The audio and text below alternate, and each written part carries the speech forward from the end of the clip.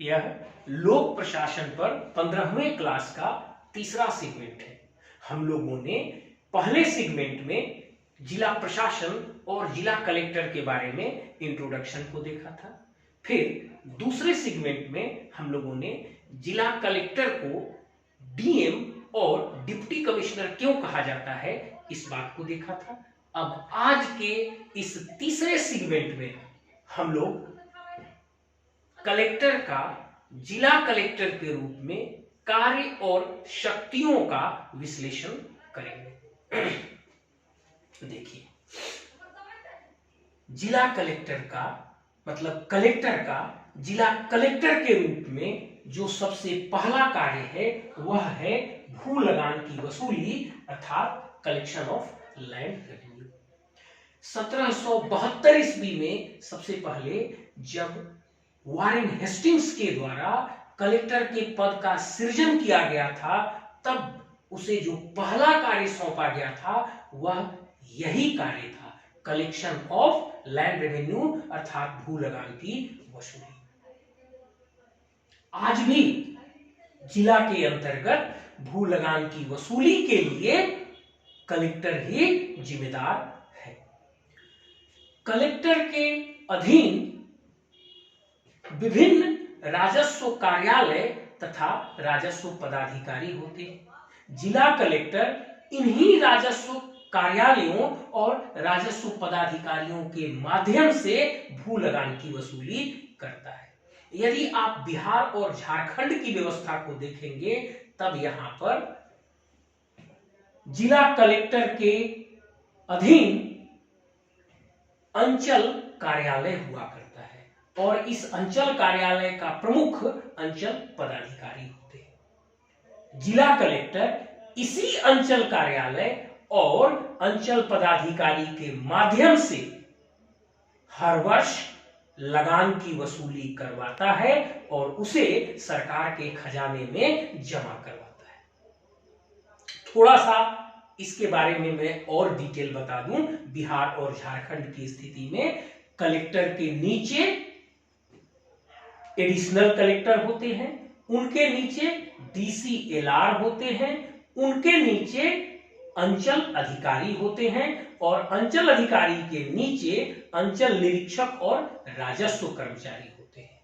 सबसे पहले राजस्व कर्मचारी के द्वारा लगान का वसूली करके और अंचल निरीक्षक के माध्यम से अंचल अधिकारी के पास जमा किया जाता है और उनके माध्यम से इसे सरकार के खजाने में जमा करवाया जाता है।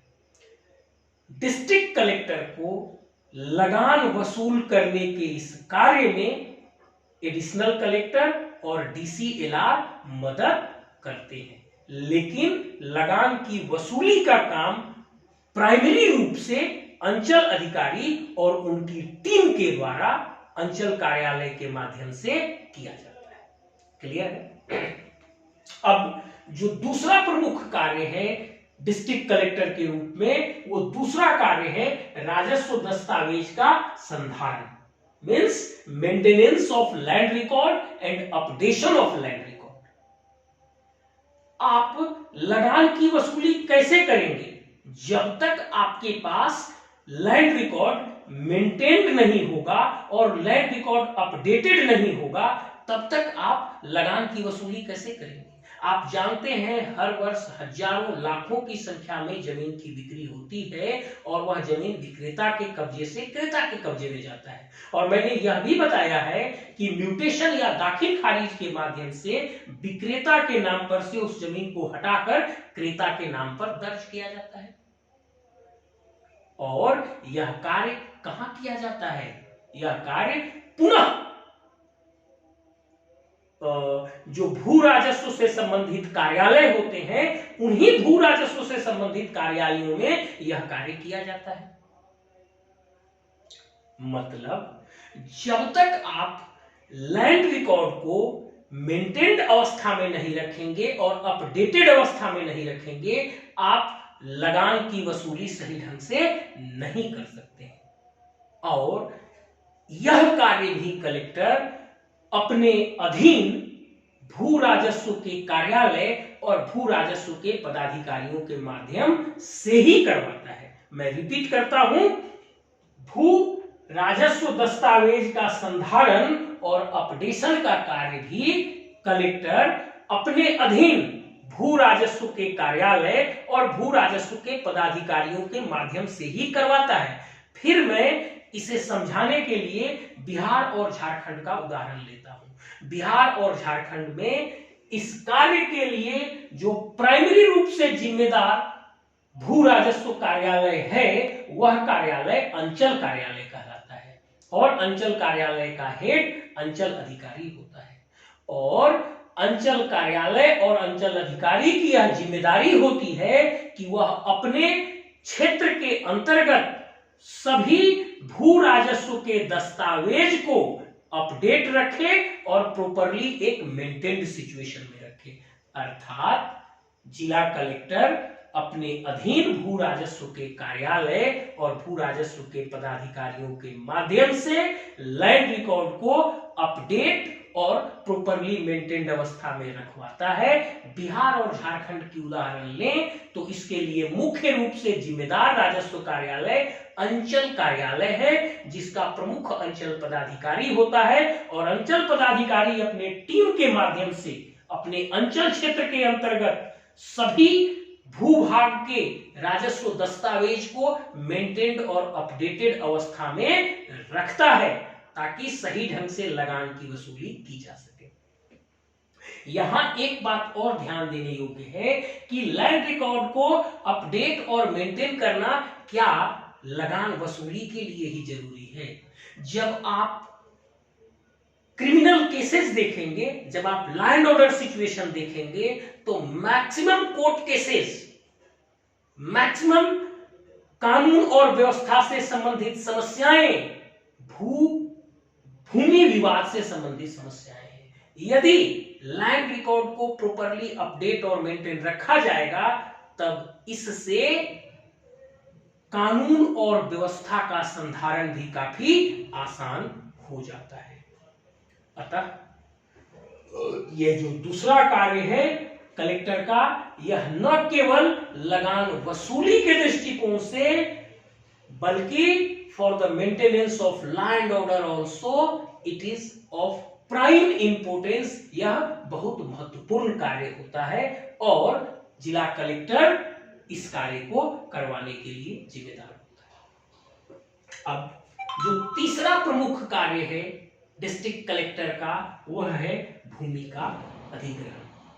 आप लोगों ने टाटा नैनो के लिए बंगाल के सिंगूर में भूमि अधिग्रहण का विवाद जरूर सुना होगा। क्या था? किसानों से अर्थात रैयतों से भूमि का अधिग्रहण करके एक कंपनी को देना था। मतलब सरकार को अपने विभिन्न कार्यों के लिए, जैसे सड़क बनाने के लिए, कार्यालय बनाने के लिए, इंडस्ट्री डालने के लिए या सड़क बनाने के लिए, पुल बनाने के लिए, कई ऐसे कार्य हैं जिसके लिए जमीन की जरूरत होती है और वहां पर सरकार का अपना जमीन उपलब्ध नहीं होता है। उस परिस्थिति में सरकार आम रैयत से जमीन का अधिग्रहण करती है और इसी को भू अधिग्रहण कहा जाता है। पहले भूमि अधिग्रहण कानून 1894 था। अभी भूमि अधिग्रहण कानून 2011 में पारित किया गया है और इसी कानून के अंतर्गत कलेक्टर के द्वारा जमीन का अधिग्रहण किया जाता है। मतलब ऐसे समझिए कि सरकार को अपने विभिन्न कार्यों के लिए, जैसे सड़क, पुल, बाजार, कार्यालय, रेलवे लाइन, इस प्रकार के कार्यों के लिए जमीन की जरूरत होती है और हो सकता है वहां पर सरकार का अपना सरकारी जमीन उपलब्ध ना हो, तब उस परिस्थिति में सरकार को अपने रैयतों से जमीन लेना पड़ता है और इस भूमि अधिग्रहण का कार्य भी जिला कलेक्टर के द्वारा ही किया जाता है और पूरे देश में इसके लिए एक ही जैसा कानून है। पहले था भूमि अधिग्रहण कानून 1894 और अभी है भूमि अधिग्रहण कानून 2011, जिसके तहत भूमि का अधिग्रहण कलेक्टर के द्वारा किया जाता है। अब यह कार्य कलेक्टर कैसे करता है, फिर यहां पर फिर मैं वही बात आपको कहूंगा। डिस्ट्रिक्ट कलेक्टर के अधीन विभिन्न राजस्व कार्यालय और राजस्व पदाधिकारी होते हैं और उन्हीं राजस्व कार्यालयों और पदाधिकारियों के माध्यम से यह भूमि अधिग्रहण का कार्य भी करवाता है। इसे विस्तार से यदि हम बिहार और झारखंड के परिप्रेक्ष्य में देखेंगे तो कलेक्टर इस कार्य के लिए भी प्राथमिक रूप से जो जिम्मेदार कार्यालय है वह है अंचल कार्यालय। अंचल कार्यालय पूरा एक शेड्यूल तैयार करता है और वह बताता है कि किस किस रैयत का कितना कितना जमीन इस कार्य के इस कार्य के लिए लिया जा रहा है, और वह यह शेड्यूल बनाकर अंचल अधिकारी भूमि अधिग्रहण कार्यालय होता है जिला में, उस जिला के भूमि अधिग्रहण कार्यालय में भेजता है।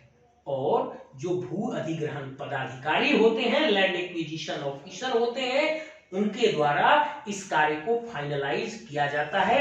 अंततः यह एडिशनल कलेक्टर के माध्यम से डिस्ट्रिक्ट कलेक्टर तक जाता है और जब डिस्ट्रिक्ट कलेक्टर इसे अप्रूव कर देते हैं तब यह राज्य सरकार को भेजा जाता है। मतलब सबसे पहले अंचल कार्यालय से लैंड का शेड्यूल तैयार होता है, किस रैयत का कितना जमीन जा रहा है। उसके बाद वहां से यह भूमि अधिग्रहण पदाधिकारी के पास, लैंड एक्विजिशन ऑफिसर के पास जाता है, फिर एडिशनल कलेक्टर के पास जाता है, फिर कलेक्टर के पास जाता है और वहां से अप्रूवल के बाद ये राज्य सरकार को जाता है। इस प्रकार से भूमि अधिग्रहण का कार्य जिला कलेक्टर करता है। अब जो चौथा प्रमुख कार्य है वह है पुनर्वास अनुदान या रिहैबिलिटेशन ग्रांट। अभी मैंने आपको बताया कि सरकार विभिन्न कार्यों के लिए भूमि का अधिग्रहण करती है।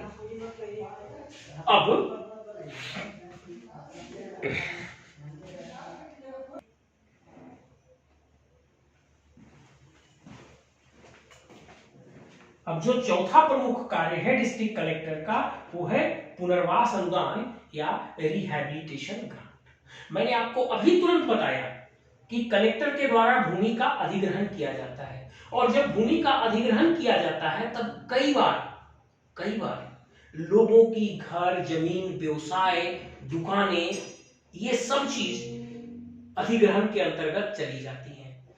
इस परिस्थिति में उनको पुनर्वास के लिए जमीन, घर बनाने के लिए पैसा, व्यवसाय के लिए कुछ चीजें प्रदान करने की जरूरत होती है और इसी को पुनर्वास अनुदान कहा जाता है और कलेक्टर के द्वारा ही यह पुनर्वास अनुदान भी प्रदान किया जाता है।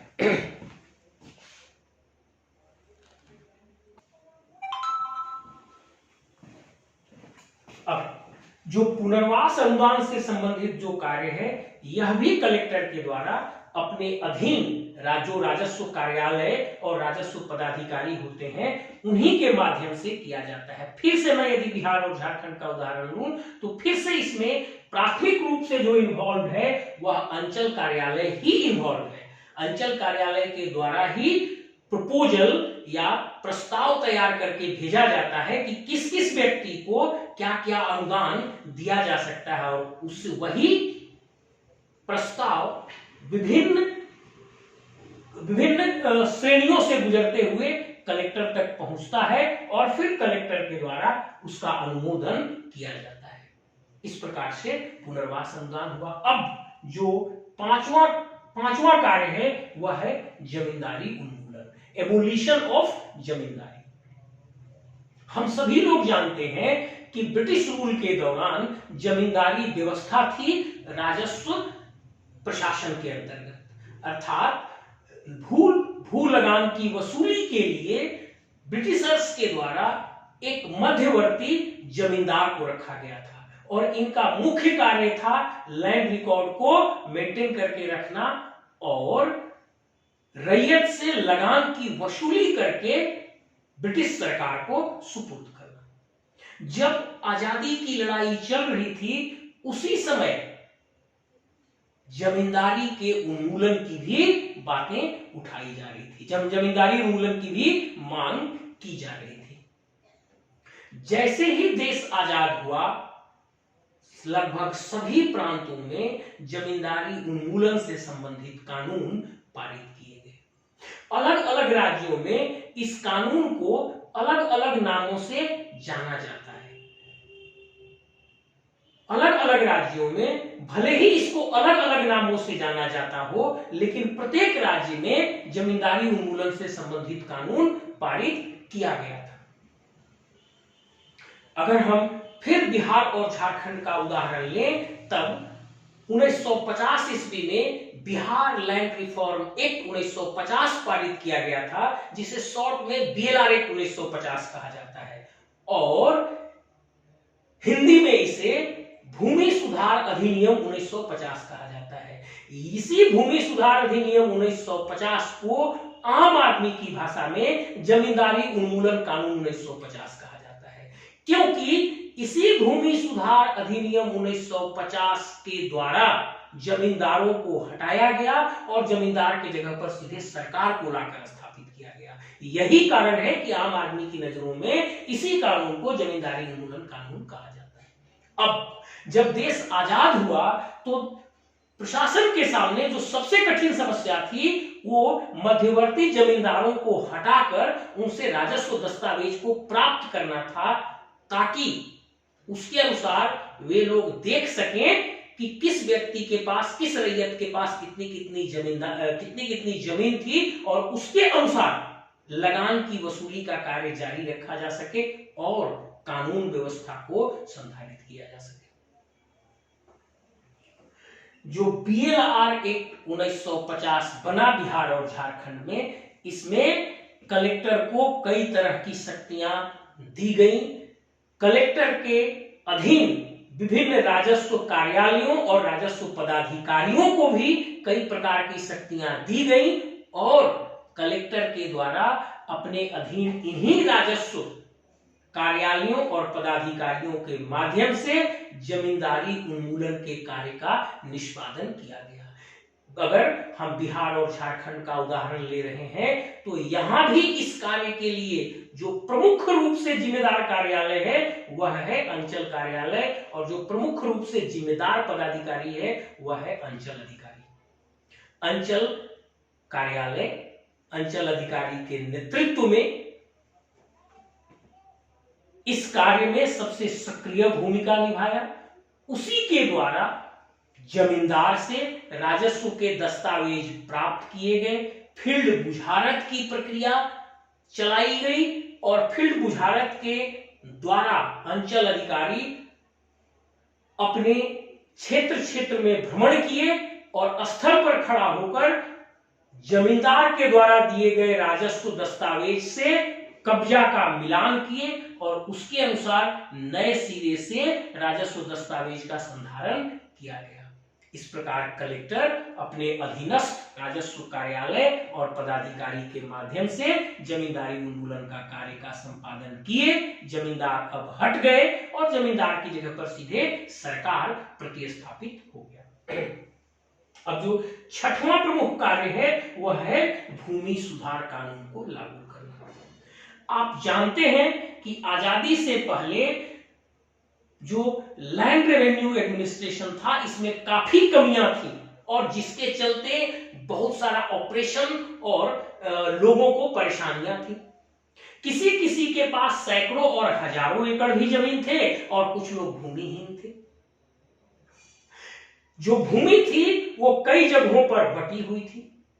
इन चीजों में एक सुधार की आवश्यकता थी कि किसी के पास बहुत अधिक मात्रा में जमीन है जिसकी वह देखरेख भी नहीं कर सकता, और कई लोग भूमिहीन हैं, तो आवश्यकता थी लैंड सीलिंग की, मतलब एक सीमा निर्धारित की जाए कि इस सीमा से अधिक किसी के पास भी जमीन नहीं होगी। और दूसरा, उस जमीन को लोगों में बंदोबस्त करके वितरित किया जाए।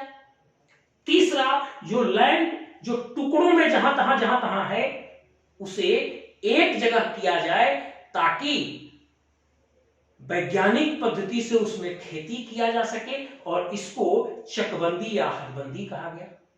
और इस उद्देश्य से सभी राज्यों में लैंड सीलिंग एक्ट और चकबंदी या हदबंदी से संबंधित कानून पारित किया गया और इस कानून के माध्यम से जिनके पास भी एक सीमा से अधिक जमीन थी उसे त्यागने के लिए कहा गया या सरकार के द्वारा जबरन उस जमीन को अपने कब्जे में लिया गया। और दूसरा, जो लोग भूमिहीन थे उनके बीच में इन जमीनों के वितरण की प्रक्रिया बनाई गई। साथ ही जो चकबंदी को आसान करने के लिए कानून लाया गया ताकि जो एक व्यक्ति के जमीन कई पैकेज में अलग अलग बिखरे हुए हैं उन्हें एक जगह लाया जा सके और वैज्ञानिक पद्धति से उसकी खेती की जा सके। और इन सभी कार्यों को भूमि सुधार कानून कहा गया। इन सभी कार्यों के लिए भूमि सुधार कानून लाए गए और भूमि सुधार कानून को लागू करवाने की शक्तियां और जिम्मेदारियां कलेक्टर में निहित की गई। फिर कलेक्टर यहां पर भी अपने अधीन भू राजस्व से संबंधित कार्यालय और भू राजस्व से संबंधित पदाधिकारियों के माध्यम से इन कानूनों को लागू करवाया और लागू करवाता है। इस केस में भी यदि हम बिहार और झारखंड का उदाहरण लेते हैं तो अंचल कार्यालय सबसे प्रमुख रोल प्ले करता है। He is the main player in implementation of this land reform acts. Every proposal is initiated from his office and gradually through different steps it goes to collector and finds approval। मतलब इस case में भी अंचल अधिकारी का कार्यालय ही प्राथमिक कार्यालय है। वहीं से सभी प्रपोजल्स या प्रस्ताव तैयार किए जाते हैं जो विभिन्न पायदानों से होकर कलेक्टर तक पहुंचते हैं और जिन्हें अप्रूवल दिया जाता है। मतलब लैंड रिफॉर्म से संबंधित सभी कार्य इसी तरह से कलेक्टर के द्वारा करवाए जाते हैं। अब जो अगला डिस्ट्रिक्ट कलेक्टर का कार्य है वो है राजस्व अपील को सुनना।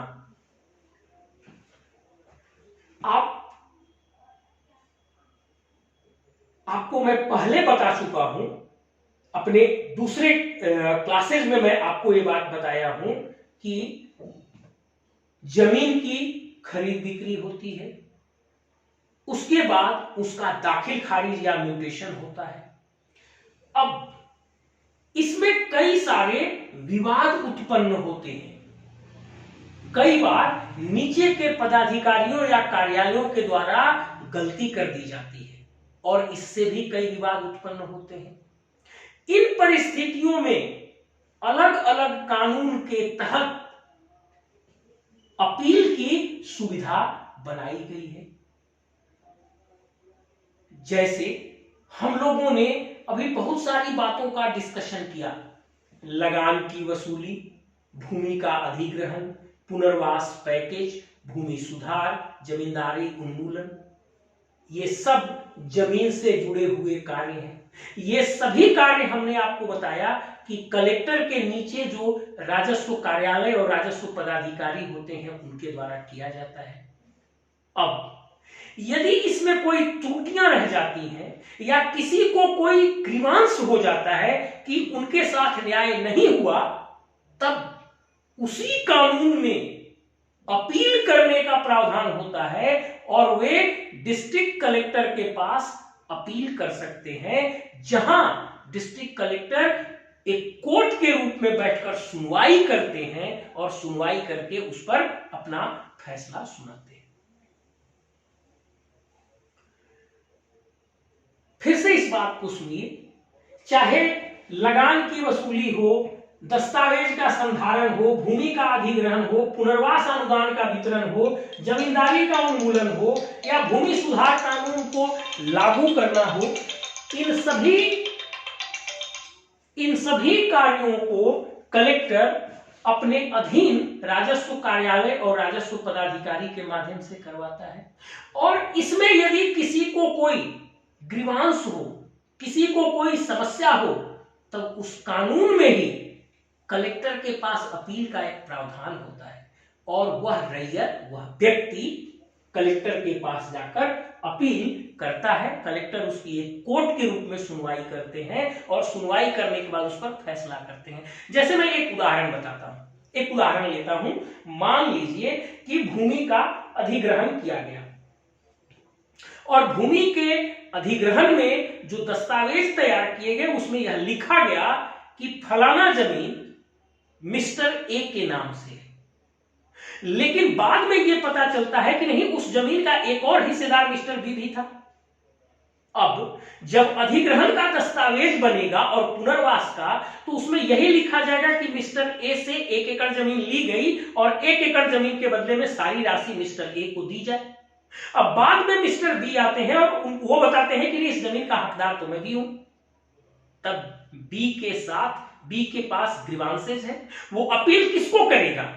तब मिस्टर बी अपना अपील इसी कलेक्टर के पास करेगा कि नहीं, जिस जमीन का आपने अधिग्रहण किया है मिस्टर ए के नाम से, उसमें आधे का मैं हकदार हूं। अब कलेक्टर उस अपील को सुनेंगे और सुनने पर यदि उनको लगता है कि यस, मिस्टर बी भी इसके आधे हकदार हैं, तब वो आदेश सुनाएंगे और उसके अनुसार उस जमीन में आधा हिस्सा मिस्टर बी के नाम से लिया जाएगा और उसके लिए जो पुनर्वास पैकेज दिया जाएगा रिटर्न में, उसमें आधा आधा दोनों को दिया जाएगा। इसी प्रकार से जो दाखिल खारिज या म्यूटेशन होता है या जमीन की रजिस्ट्री होती है, उसमें भी कई विवाद हो सकते हैं। मैं फिर इसको और सिंप्लीफाई करने के लिए बिहार और झारखंड का उदाहरण लेता हूं। जैसे दाखिल खारिज से संबंधित कार्य अंचल कार्यालय के द्वारा किया जाता है और रजिस्ट्री से संबंधित कार्य रजिस्ट्री कार्यालय के द्वारा किया जाता है और ये दोनों ही कार्यालय डिस्ट्रिक्ट कलेक्टर के अधीन होते हैं। अब यदि मान लीजिए कोई दाखिल खारिज गलत हो जाए जिससे किसी को ग्रीवांसेज हो, या कोई रजिस्ट्री गलत हो जाए जिससे किसी को ग्रीवांसेज हो, तो ये दोनों व्यक्ति अपनी अपील किसके पास करेंगे? ये दोनों व्यक्ति अपनी अपील डिस्ट्रिक्ट कलेक्टर के पास करेंगे और डिस्ट्रिक्ट कलेक्टर उनकी सुनवाई करके उन्हें न्याय प्रदान करेगा। इस प्रकार विभिन्न कानून, मतलब इस प्रकार जो राजस्व से संबंधित जितने भी कार्य कलेक्टर के नीचे के कार्यालयों में किए जाते हैं, फिर से सुनिए, भू राजस्व से संबंधित जितनी भी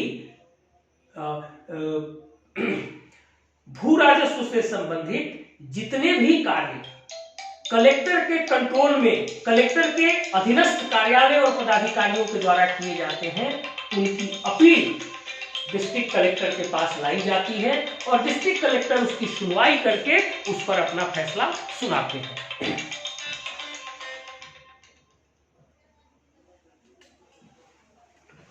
अब डिस्ट्रिक्ट कलेक्टर का जो अगला कार्य है वो है सरकारी जमीन की सुरक्षा। देखिए, मैं आपको अपने पहले कुछ क्लासेज में ये बात बताया हूं कि जो जमीन है वो रैयती भी होती है और सरकारी भी होती है। रैयती का मतलब होता है आम लोगों की जमीन और सरकारी का मतलब होता है सरकार का जमीन। और मैंने आपको बिहार और झारखंड के परिप्रेक्ष्य में ये बताया है कि सरकारी जमीन को अलग अलग नामों से भी जाना जाता है, जैसे गैरमजरूआ आम जमीन, गैरमजरूआ खास जमीन, कैसरे हिंद जमीन, डिस्ट्रिक्ट बोर्ड की जमीन, जंगल झाड़ी, वन भूमि। ये जो जमीन है ये सरकार के सीधे कंट्रोल में, नियंत्रण में होती हैं, इस पर रैयत का नियंत्रण नहीं होता है। अब इन जमीन की सुरक्षा कौन करेगा? तो जो सरकार के ये स्टेट्स हैं, ESTATE, स्टेट, जो सरकार की जो ये जमीन है इसकी भी सुरक्षा की जिम्मेदारी डिस्ट्रिक्ट कलेक्टर की होती है और डिस्ट्रिक्ट कलेक्टर अपने अधीनस्थ विभिन्न राजस्व कार्यालयों और राजस्व पदाधिकारियों के माध्यम से सरकारी जमीन की सुरक्षा सुनिश्चित कराता है। यदि मैं इसको और सिंप्लीफाई करूं तो in case of Bihar and Jharkhand, again for this function also the office of circle officer is primarily responsible. He is the first person along with thana prabhari in that area responsible for the protection of government land. Means circle officer with the help of thana prabhari in his area is primarily responsible for the protection of government land in his area. फिर से सुनिए, बिहार और झारखंड के case में यदि मैं देखूं तो अंचल अधिकारी और अंचल कार्यालय ही प्राथमिक रूप से इस कार्य के लिए जिम्मेदार है। अंचल अधिकारी और अंचल कार्यालय ही सरकार के जमीन की सुरक्षा के लिए प्राथमिक रूप से जिम्मेदार है और अंचल अधिकारी उस क्षेत्र के थाना प्रभारी की मदद से, मैं इसे और ठीक से सुधार के कह रहा हूं, अंचल अधिकारी उस क्षेत्र के थाना प्रभारी की मदद से सरकार के जमीन की सुरक्षा के लिए जिम्मेदार है। इस कार्य के लिए इंक्रोचमेंट एक्ट लाया गया है। इंक्रोचमेंट एक्ट पारित किया गया है बिहार और झारखंड में। अतिक्रमण कानून बिहार और झारखंड में अतिक्रमण कानून या इंक्रोचमेंट एक्ट पारित किया गया है और इस इंक्रोचमेंट एक्ट में प्राथमिक रूप से सरकार के जमीन की सुरक्षा के लिए अंचल अधिकारी को विथ द हेल्प ऑफ थाना प्रभारी जिम्मेदार बनाया गया है। मतलब अंचल अधिकारी प्राथमिक रूप से सरकार के जमीन की सुरक्षा के लिए जिम्मेदार पदाधिकारी है और वह अपने क्षेत्र के थाना प्रभारी की मदद से सरकार के जमीन की सुरक्षा करता है। इस विषय पर कई सारे उच्च न्यायालय और उच्चतम न्यायालय के द्वारा न्याय निर्णय भी पारित किए गए हैं और उन न्याय निर्णयों में भी यह कहा गया है कि अंचल अधिकारी with the help of local थाना प्रभारी is responsible for the protection of government land in that area। मतलब अंचल अधिकारी प्राथमिक रूप से अपने क्षेत्र के सरकारी भूमि की सुरक्षा के लिए जिम्मेदार है। अब मैं कंक्लूजन पे पहुंचूं तो मैं ऐसा कहूंगा कि डिस्ट्रिक्ट कलेक्टर मुख्य रूप से अपने अंचल अधिकारी और अंचल कार्यालय के माध्यम से सरकार के जमीन की सुरक्षा के लिए जिम्मेदार है और सरकार के जमीन की सुरक्षा करता है। यदि किसी के द्वारा सरकारी जमीन पर अतिक्रमण किया जाता है तब अतिक्रमण कानून के तहत अंचल अधिकारी एक वाद चलाते हैं और उस वाद के माध्यम से उस अतिक्रमण को हटवाते हैं। अब यहां पर एक बात आप और समझिए कि अतिक्रमण कानून में कलेक्टर की शक्तियां अंचल अधिकारी को ही दी गई है। जब आप पढ़ेंगे अतिक्रमण कानून को तब आपको स्पष्ट होगा कि अतिक्रमण कानून के अंतर्गत कलेक्टर की शक्तियां अंचल अधिकारी में ही निहित की गई है। अब अगला जो कार्य है डिस्ट्रिक्ट कलेक्टर का वह है कृषक कल्याण योजना और प्राकृतिक आपदा में लाभ का वितरण। इन दोनों को मैं एक ही सेगमेंट में शामिल कर रहा हूं क्योंकि दोनों एक जैसे हैं। कृषक के कल्याण के लिए कई प्रकार की योजनाएं सरकार के द्वारा चलाई जाती हैं। अभी आप देखिएगा प्रधानमंत्री की ओर से प्रत्येक कृषक को ईयरली उनके खाते में उनकी भूमि के अनुसार 2, 3, 5 या 10 हजार रुपए की राशि प्रदान की जाती है। इसी प्रकार से समय समय पर कृषकों को उनके कल्याण के लिए कई सारी योजनाएं लाई जाती हैं। जैसे कृषि के लिए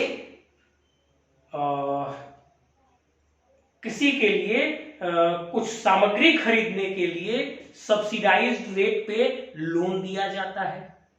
कृषि कार्य करने के लिए या मिल्चिंग कैटल्स के लिए मतलब दूध देने वाले गाय भैंस के लिए ऋण प्रदान किया जाता है।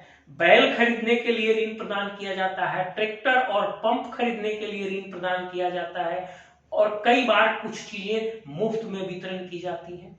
तो कृषक के कल्याण के लिए सरकार जितनी भी योजनाएं लाती हैं, चाहे वो सस्ते दर पर उनको सस्ते ब्याज पर उनको ऋण उपलब्ध कराने की बात हो या कई चीजें उन्हें मुफ्त में प्रदान करने की बात हो, कई बार सरकार ट्रैक्टर और पंप वितरण करती है। ये सारी चीजें कलेक्टर के द्वारा ही करवाया जाता है। इसमें कलेक्टर अपने अधीनस्थ राजस्व कार्यालय, राजस्व पदाधिकारी के साथ साथ कृषि कार्यालय और कृषि पदाधिकारी तथा बैंक की भी मदद लेता है। मतलब इस कार्य में जो कृषक कल्याण योजना है, इसमें कलेक्टर अपने अधीनस्थ राजस्व कार्यालय और राजस्व पदाधिकारी, कृषि कार्यालय और कृषि पदाधिकारी तथा बैंकिंग सेक्टर से भी मदद लेता है, जिले में अवस्थित बैंकों से मदद लेता है और उनके माध्यम से कृषकों को विभिन्न कल्याण योजना की चीजें वितरित की जाती हैं और सस्ते दर पर ब्याज भी प्रदान किया जाता है। अब अगला है प्राकृतिक आपदा में लाभ का वितरण। आप कई बार सुने होंगे कि अकाल घोषित किया जाता है, बाढ़ घोषित किया जाता है, और इससे होता क्या है कि उस जिला को एक ग्रांट दी जाती है और उसका वितरण डिस्ट्रिक्ट कलेक्टर विभिन्न रैयतों के बीच करवाता है। जैसे एक उदाहरण लीजिए कि अकाल घोषित हो गया, अब किसी जिले में अकाल को घोषित कर दिया गया, तब उस परिस्थिति में सरकार के द्वारा एक बहुत बड़ी राशि जिला कलेक्टर को दिया जाता है और जिला कलेक्टर अपने अधीनस्थ राजस्व कार्यालय और राजस्व पदाधिकारी के माध्यम से विभिन्न किसानों, रैयतों के बीच वितरित कराता है। अब इसके लिए भी प्राथमिक रूप से जो जिम्मेदार कार्यालय है, बिहार और झारखंड का मैं उदाहरण लेता हूं, तो इसके लिए भी प्राथमिक रूप से जिम्मेदार कार्यालय जो है वो है अंचल कार्यालय। अंचल कार्यालय अंचल अधिकारी के नेतृत्व में अपने क्षेत्र के विभिन्न किसानों की सूची तैयार करता है, किसके पास कितना जमीन था, किसका कितना लॉस हुआ, ये सारी चीजें तैयार की जाती हैं और उसके बाद एक प्रस्ताव तैयार किया जाता है कि किसको कितना राहत अनुदान मिलना चाहिए। अब यह प्रस्ताव डीसीएलआर और एडिशनल कलेक्टर के माध्यम से डिस्ट्रिक्ट कलेक्टर के पास जाता है और वहां पर इसका अप्रूवल होता है। जब अप्रूवल हो जाएगा तब अंचल अधिकारी उन किसानों के खातों में वो पैसा भेजेगा। इस तरह से आपका प्राकृतिक आपदा का वितरण होता है और लगभग सभी राज्यों में यही प्रक्रिया है। अब अगला है स्टाम्प एक्ट लागू करना। आप लोग देखते हैं जमीन खरीदने जाते हैं तो स्टाम्प आपको खरीदना पड़ता है। कई जगहों पे आप आवेदन देते हैं तो टिकट साट के आवेदन देना होता है। इससे सरकार को राजस्व प्राप्त होती है और सरकार इसका उपयोग प्रशासन में करता है। इस स्टाम्प एक्ट को लागू कराने की जिम्मेदारी भी डिस्ट्रिक्ट कलेक्टर की ही है और प्रत्येक राज्य में यह लगभग एक जैसा है। स्टाम्प सामान्यतः या तो पोस्ट ऑफिस में या जिला के कोषागार में रखे जाते हैं, वहां से लोग इसे प्राप्त करते हैं और अलग अलग कार्यों के लिए इसका उपयोग करते हैं। जैसे मैंने आपको दो उदाहरण बताया कि यदि आप नकल लेने जाएंगे किसी भी कागज का या कई आवेदन में स्टाम्प साट कर आपको दस्तखत करना पड़ता है और इस स्टाम्प से सरकार को राजस्व प्राप्त होती है। जैसे ही आप जमीन खरीदते हैं तो जमीन की खरीदगी का जो डीड लिखा जाता है, जो दस्तावेज या केवाला तैयार होता है, वह किस चीज पर तैयार होता है?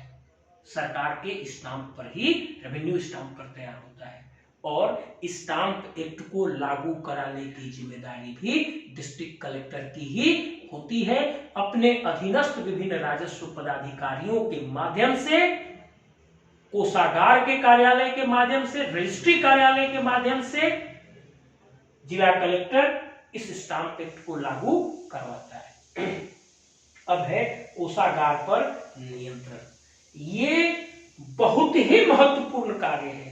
जब आप कौटिल्य को पढ़िएगा तो कौटिल्य का जो सप्तांग थ्योरी है, कौटिल्य के सप्तांग थ्योरी में कौटिल्य कहते हैं कि राज्य का सबसे प्रमुख अंग मिलिट्री होता है, सेना। लेकिन सेना से भी प्रमुख अंग कोषागार होता है, क्योंकि एक अच्छी सेना का भरण पोषण कोषागार के बल पर ही किया जाता है। मतलब राजा को सबसे अधिक ध्यान अपने कोषागार को मेंटेन करने पर देना चाहिए। ये कौटिल्य ने कहा था अपने समय में मौर्य काल में। अब हम आज की बात करते हैं। सरकार के जो कोष हैं, जिला के अंतर्गत किसी भी कार्य के लिए वो आए, वो सभी कोष एक कार्यालय में रखे जाते हैं और उसी कार्यालय को कोषागार या डिस्ट्रिक्ट ट्रेजरी कहा जाता है। और डिस्ट्रिक्ट ट्रेजरी का ओवरऑल मालिक या प्रशासक कलेक्टर होता है। इसके लिए कोषागार में अलग से एक पदाधिकारी को नियुक्त कर दिया जाता है जो कोषागार के कार्य को करते हैं, लेकिन ओवरऑल जिम्मेदारी कलेक्टर की ही होती है। अब आप सोच लीजिए कि एक जिला में हजारों सैकड़ों हजारों करोड़ रुपए आते हैं और वितरित होते हैं लोगों के बीच में, और उसकी कंप्लीट कंट्रोल जिला कलेक्टर के हाथ में होती है। आप इस कार्य से आप अंदाजा लगा सकते हैं कि कलेक्टर का डिस्ट्रिक्ट कलेक्टर के रूप में क्या शक्तियां और क्या महत्व है। मतलब जिला कलेक्टर इन कार्यों को जब आप देखेंगे और जब आप उसके कोषागार के कार्य और शक्तियों को देखेंगे, तब आपको लगेगा कि वह जिला के लिए एक प्रदाता के रूप में काम करता है। चाहे किसी भी लाभ का वितरण करना हो, किसी भी चीज का वितरण करना हो, किसी भी चीज के लिए राशि आई हो, सब कोषागार में रखा जाता है और कोषागार के माध्यम से ही जिला कलेक्टर इसका वितरण कराता है। और इस रूप में कलेक्टर का पद बहुत ही महत्वपूर्ण और एक प्रदाता के रूप में उभर कर सामने आता है। अब आज के क्लास में इतना ही। कलेक्टर का हमने एक डिस्ट्रिक्ट कलेक्टर के रूप में क्या भूमिका है, क्या कार्य और शक्तियां हैं, इसको हमने देखा। अब अगले क्लास में हम लोग कलेक्टर का दूसरे रूप में और क्या कार्य है उसको भी देखेंगे। हमने आपको शुरू में ही कहा था कि यह एक बहुत बड़ा क्लास होने वाला है। कलेक्टर मतलब मिनी एडमिनिस्ट्रेशन, और इस मिनी एडमिनिस्ट्रेशन को थोड़े समय में नहीं कवर किया जा सकता, इसको आपको ठीक से सुनना ही पड़ेगा। और दूसरा, ये केवल स्टूडेंट के लिए ही नहीं, यदि आम आदमी भी इसको सुनता है तो उसके आम जीवन में बहुत सी चीजें समझ में आएंगी जो वो नहीं जानता। इसलिए धैर्य से इन क्लासेस को आप जरूर अटेंड करें। अब अंत में, यदि आप मेरी मेहनत को रिवार्ड करना चाहते हैं, मेरा मनोबल बढ़ाना चाहते हैं, तो आप इस क्लास को लाइक कीजिए और दूसरों को शेयर भी कीजिए। Thank you.